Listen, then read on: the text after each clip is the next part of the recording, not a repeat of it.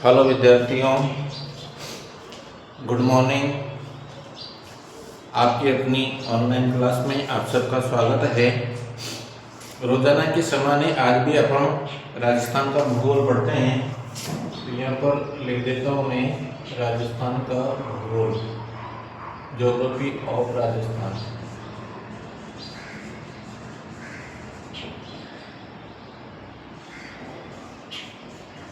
और राजस्थान के भूगोल में अपन पढ़ रहे हैं राजस्थान की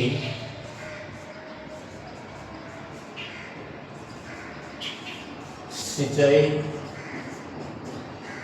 परियोजनाएं।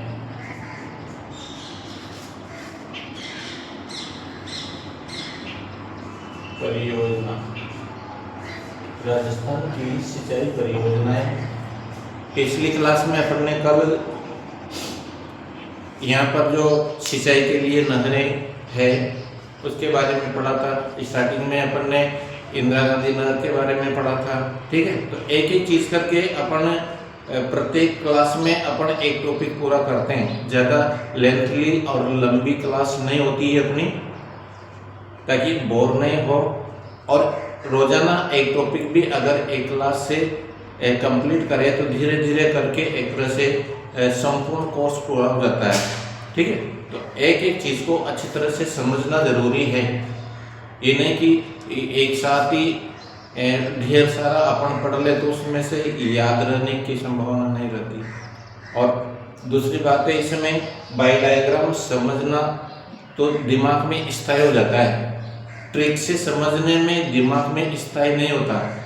ट्रिक से दिमाग में स्थायी नहीं होता है, क्योंकि ट्रिक वाली चीजें उस समय याद आए या ना आए, और हजारों प्रकार की ट्रिक कहाँ तक याद करेगा।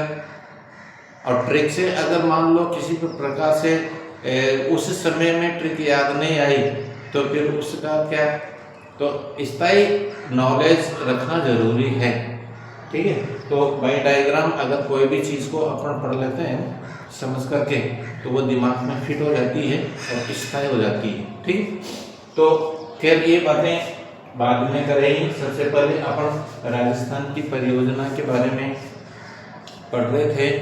और राजस्थान में सिंचाई के लिए जो भारत एक कृषि प्रधान देश है और उसी का हिस्सा राजस्थान है, तो इसमें संपूर्ण आर्थिक व्यवस्था एक तरह से कृषि पर निर्भर है। और कृषि राजस्थान की भौगोलिक स्थिति के आधार पर कृषि संपूर्ण रूप से वर्ष भर कृषि करने के लिए बढ़ती हुई जनसंख्या की खाद्यान्न आपूर्ति और आर्थिक व्यवसाय विकसित करने के उद्देश्य से वर्ष भर कृषि करना जरूरी है। और वर्ष भर कृषि करने के लिए कृत्रिम सिंचाई के साधनों का विकास करना जरूरी है। तो इसीलिए सरकार भी और यहाँ के सामूहिक संगठनों के द्वारा भी सिंचाई परियोजनाओं का विकास करके नहरों के द्वारा अपन सिंचाई परियोजनाओं का विस्तार से अपन अध्ययन कर रहे हैं। और दूसरे साधनों के बारे में भी अध्ययन करेंगे। एक एक टॉपिक को अपन ने विस्तार से अध्ययन शुरू किया है। ठीक है, तो पिछली क्लास में अपन ने भरतपुर नहर के बारे में पढ़ा है। ठीक है, और गुड़गांव नहर के बारे में पढ़ा है।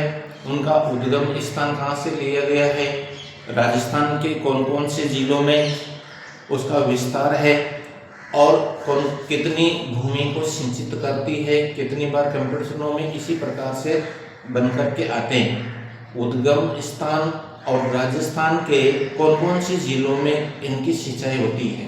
ठीक है, आज राजस्थान की सिंचाई परियोजनाओं के बारे में अध्ययन करते हैं। तो सिंचाई परियोजनाएं भी अपने दो प्रकार की है। एक तो है संयुक्त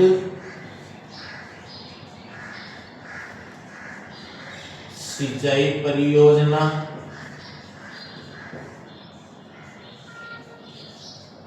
संयुक्त सिंचाई परियोजनाएं, और दूसरे नंबर की है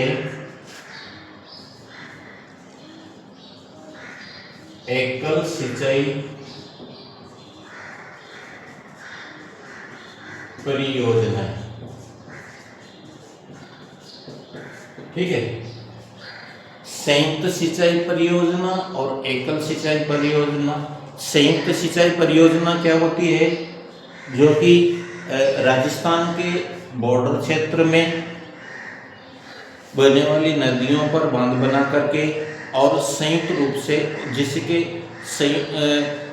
समीप वाले दूसरे स्टेट में, दूसरे राज्यों में भी उससे सिंचाई होती हो, तो ऐसी सिंचाई परियोजनाओं को, जैसे राजस्थान के जो संयुक्त रूप से बॉर्डर पर जो पड़ोसी राज्य हैं उनकी और अपने राजस्थान की, उनकी मिलकर के और एक सिंचाई परियोजनाओं का विकास करते हैं, तो उसको संयुक्त सिंचाई परियोजनाओं के रूप में जाना जाता है।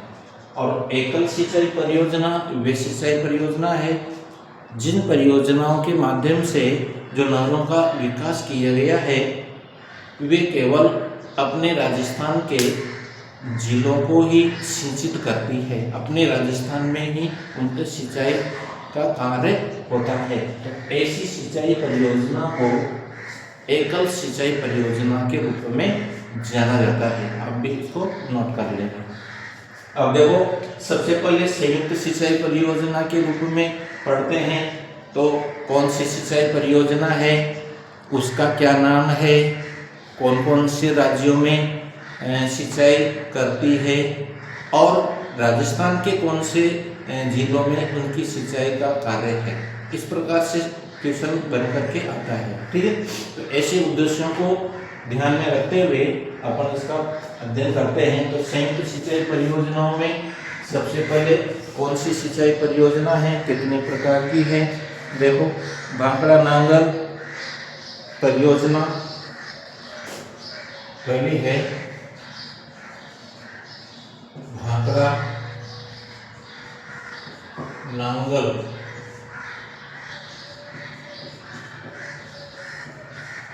सिंचाई परियोजना। दूसरी है चंबल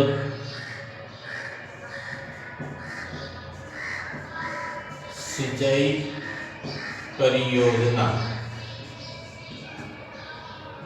तीसरा नंबर की है व्यास परियोजना।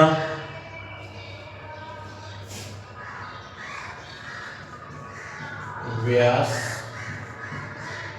परियोजना। चौथे नंबर की है माही परियोजना। माही परियोजना।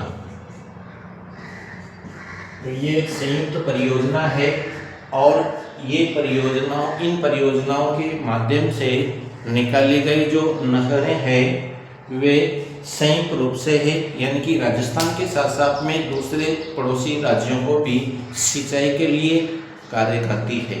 और इन परियोजनाओं के माध्यम से सिंचाई के साथ साथ में विद्युत उत्पादन का कार्य भी, मछली पालन का कार्य भी और अन्य प्रकार के उद्देश्यों को पूर्ति की जाती है। तो ऐसी परियोजनाओं को संयुक्त परियोजना या संयुक्त परियोजना के रूप में जाना जाता है, ठीक है। तो बहुत सारे उद्देश्यों को पूर्ति करने के लिए की जाने वाली, विकसित की जाने वाली जो योजना है, ये इन संयुक्त परियोजनाओं के माध्यम से सिंचाई का भी कार्य होता है। तो सिंचाई के साधनों में इनका भी नाम आएगा, ठीक है। एकल सिंचाई परियोजनाओं के रूप में अलग प्रकार से अध्ययन करेंगे। तो राजस्थान की एकल सिंचाई परियोजना यहाँ लिख देता हूँ। राजस्थान की एकल सिंचाई परियोजना, इनमें पहले नंबर की एकल सिंचाई परियोजना जैसे है बनास परियोजना,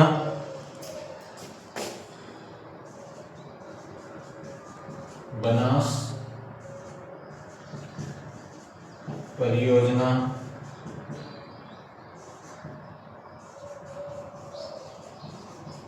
जाखम परियोजना, जाखम सिंचाई परियोजना।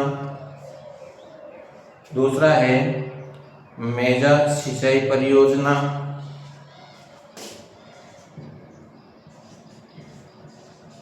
मेगा सिंचाई परियोजना।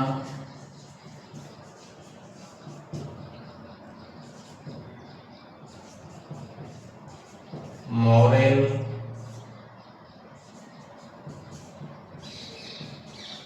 सिंचाई परियोजना।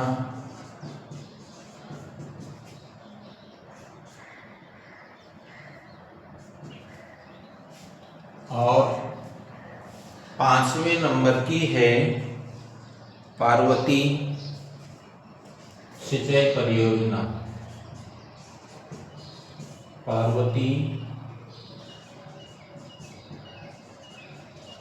सिंचाई परियोजना। और 6ठे नंबर की है जवाई सिंचाई परियोजना, जवाई सिंचाई परियोजना। ठीक है, तो ये एकल सिंचाई परियोजना है, 6 नंबर है, 6 है इसके ये। और ये एक तरह से केवल राजस्थान में सिंचाई का कार्य होता है। अब एक एक करके अपन इनके बारे में विस्तार से अध्ययन करेंगे। कौन सी सिंचाई परियोजना कौन सी नदी से बांध बना करके नहरें निकाली गई है, कौन सी दिशा में है, राजस्थान के कौन कौन से जिलों में बहती हुई अपने सिंचाई कार्य करती है, ठीक है, कौन कौन सा उद्देश्य पूर्ण करती है। इस प्रकार से भी क्वेश्चन बन करके आ जाता है। कौन सी सिंचाई परियोजना के द्वारा सिंचाई के साथ साथ में और दूसरे कौन से उद्देश्य पूर्ति होती है, कि जैसे मछली पालन का है, औद्योगिक विकास में है, विद्युत उत्पादन का है, इस प्रकार के उद्देश्यों की भी पूर्ति करने से संबंधित क्वेश्चन बन करके आ जाता है। तो सबसे पहले अपन पढ़ेंगे संयुक्त सिंचाई परियोजनाएं, और पहला नंबर का है भाखड़ा नांगल परियोजना। ठीक है, तो ये पहला नंबर का लिया है अपन ने भाखड़ा नांगल सिंचाई परियोजना, भाखड़ा नांगल सिंचाई परियोजना। ठीक है, तो सबसे पहले तो इससे लाभ, ये सिंचाई परियोजना संयुक्त सिंचाई परियोजना है, तो संयुक्त सिंचाई परियोजना में कौन कौन से राज्यों को इससे लाभ मिलता है, संयुक्त रूप से कौन कौन से राज्य इसमें सम्मिलित है।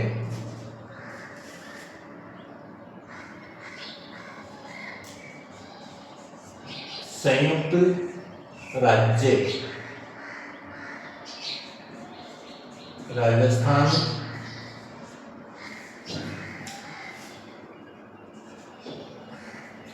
पंजाब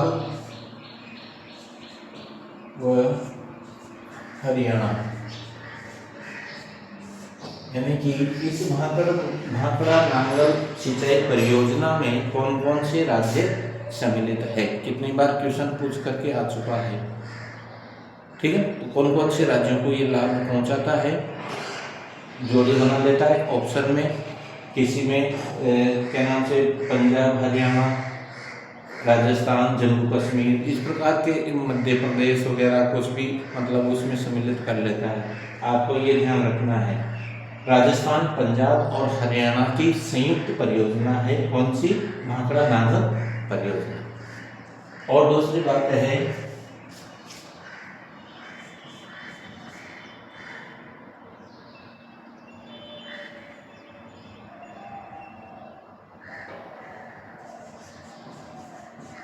भारत की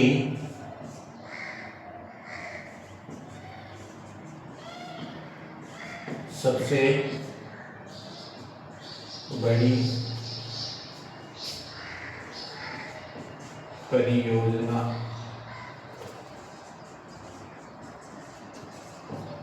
भारत की सबसे बड़ी परियोजना है, जिसमें बहुउद्देश्य परियोजनाओं के रूप में है ये, और सिंचाई की नहरें तो निकाली है ही सही, बाकी साथ साथ में विद्युत उत्पादन का भी इसमें कार्य होता है। और दूसरी विशेषता क्या है,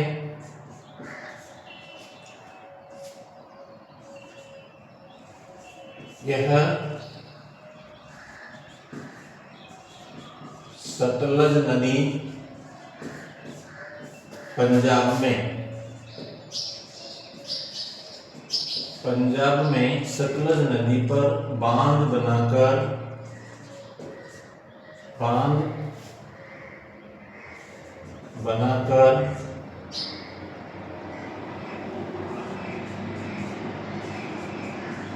सिंचाई के लिए नहरें निकाली गई। ठीक है, और पंजाब में ही नांगल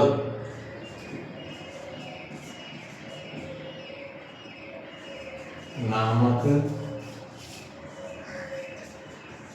स्थान पर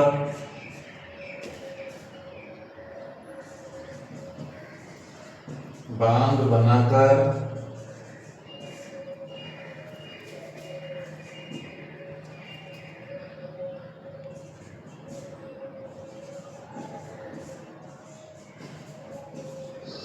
विद्युत उत्पादन के लिए एक बांध और बनाया गया। थोड़ी दूर आगे जाकर के नांगल नामक स्थान पर, नांगल भी पंजाब में पड़ता है, और सतलज नदी पर पहला जो बांध है वह भी एक तरह से पंजाब में पड़ता है। ठीक है, तो वहाँ से सिंचाई के लिए नहरें निकाली गई, और फिर आगे जाकर नांगल नामक स्थान पर इसी सतलज नदी पर बांध बनाया गया, और उस बांध से विद्युत उत्पादन का उद्देश्य है, और सबसे अधिक विद्युत उत्पादन की जाती है। तो इस संयुक्त सिंचाई परियोजना से बहुउद्देश्य परियोजनाओं के रूप में इसको जाना जाता है। भारत की सबसे बड़ी बहुउद्देश्य परियोजनाओं में इसकी गिनती की जाती है। इस बात को आप नोट कर लें। आगे चलते हैं। तो इस बांध की जो ऊंचाई है, इस बांध की जो लंबाई है,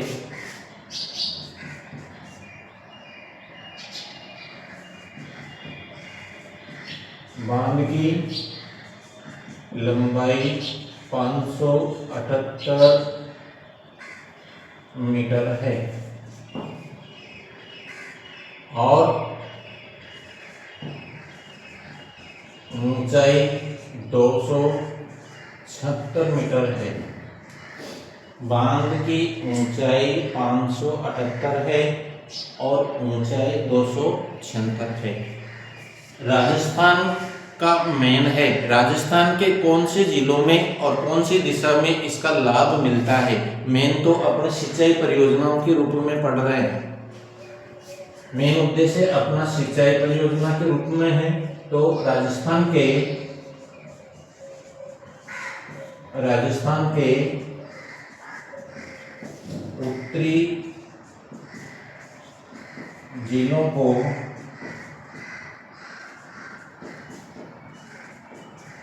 सिंचाई का लाभ मिलता है। ठीक है, कौन सी दिशा में इसका लाभ मिलता है? राजस्थान के उत्तरी जिलों में। यहाँ पर इस वाले क्षेत्र में इस भांगा नांगल परियोजना के द्वारा सिंचाई की जाती है। ठीक है, अब इस क्षेत्र में कौन कौन से जिले आते हैं?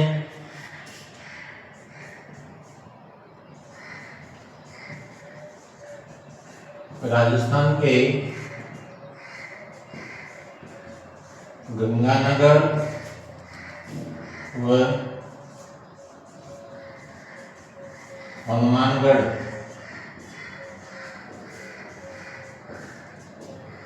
राजस्थान के गंगानगर व हनुमानगढ़ जिलों में इसका इस सिंचाई परियोजना का सबसे अधिक लाभ मिलता है। 2 जिले ही इसमें सबसे अधिक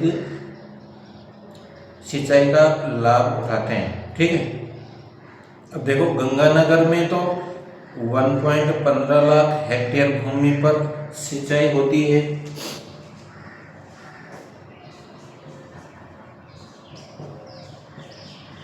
गंगानगर में 1.15 लाख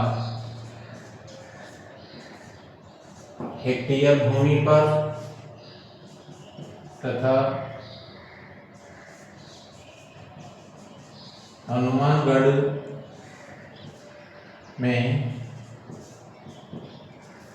हनुमानगढ़ में कितनी होती है? 4.66 लाख 4.66 लाख हेक्टेयर कृषि भूमि पर सिंचाई होती है। ठीक है, तो हनुमानगढ़, गंगानगर और हनुमानगढ़ 2 जिलों के में इस भाखड़ा नांगल सिंचाई परियोजना से लाभ मिलता है। क्वेश्चन इसी प्रकार से पूछता है कि राजस्थान के कौन से जिलों में भाखड़ा नांगल सिंचाई परियोजना का लाभ मिला है? हनुमानगढ़, गंगानगर और हनुमानगढ़। इसमें सर्वाधिक क्षेत्र किसका आता है? हनुमानगढ़ का, और गंगानगर का कम आता है। ठीक है, ये लिख दिया मैंने। गंगानगर का 1.15 लाख हेक्टेयर है और हनुमानगढ़ का 4.66 लाख हेक्टेयर है। ठीक है, यानी 4.66 लाख हेक्टेयर है। यहाँ पर इतना क्षेत्र में सिंचाई होती है। ठीक है, और इसको अच्छी तरह से समझते हुए पढ़ना। राजस्थान के उत्तरी क्षेत्र में है, मानचित्र पर भी इस प्रकार से इसका विस्तार है, और इधर से सतलज नदी के द्वारा इस नहर का निर्माण किया गया है। संयुक्त राजस्थान की परियोजना है जिसमें पंजाब, हरियाणा और राजस्थान तीनों राज्य की संयुक्त सिंचाई परियोजना है। ये सतलज नदी पर बांध बनाया गया है। ठीक है, इसकी लंबाई 578 मीटर है इस बांध की, और ऊंचाई 276 मीटर है। और इस बांध पर सतलज नदी पर जो सिंचाई के लिए नहरें निकाली गई है, और नांगल नामक स्थान पर जो बांध बनाया है वहां से विद्युत उत्पादन किया जाता है। तो विद्युत से अपने राजस्थान को किसी प्रकार का कोई हस्तक्षेप नहीं है, उसमें अपना हिस्सा नहीं है। बांध राजस्थान के उत्तरी जिलों में इसका लाभ मिलता है, यह बता दिया मैंने। गंगानगर और हनुमानगढ़ जिलों में इसका विस्तार है, और अपने राजस्थान की जो सिंचाई परियोजनाएं हैं वह उनका 2 भागों में डिवाइड करके, आप भी इस तरीके से आप डिवाइड करके और इसको पढ़ना और अलग अलग रूपों में इसको लिख लेना। ठीक है, एक तो संयुक्त सिंचाई परियोजना के रूप में है और दूसरी है एकल सिंचाई परियोजना के रूप में। ठीक है, तो इनको अच्छी तरह से इस प्रकार से वर्गीकरण करना जरूरी है, और अब एक एक करके अपन विस्तार से अध्ययन करेंगे। कोई भी सिंचाई परियोजना के बारे में अध्ययन करें तो उसको इसी तरीके से पढ़ना कि कौन सी सिंचाई परियोजना है, उसका क्या नाम है, कहाँ से निकाली गई है, निकालने का स्थान का नाम पूछ लेता है, कौन कौन से राज्यों की संयुक्त परियोजना है, अगर एकल सिंचाई परियोजना है तो कौन राज्य के कौन से जिलों में इसका लाभ मिलता है, और कौन कौन से उद्देश्यों की पूर्ति करता है। तो इस तरीके से ऐसे उद्देश्यों को ध्यान में रखते हुए इसका अध्ययन करना है और इसी प्रकार से आप विस्तृत रूप में अध्ययन करते रहो, नोट करते रहो और डायग्राम से मैं समझाता रहूँगा। इसी चैनल के माध्यम से आपको नोटिफिकेशन भी जिस भी परीक्षा से संबंधित हो, प्रैक्टिकल से संबंधित हो, किसी भी प्रकार से जो भी सूचना मिलेगी उसकी अपडेट मिलती रहेगी। धन्यवाद।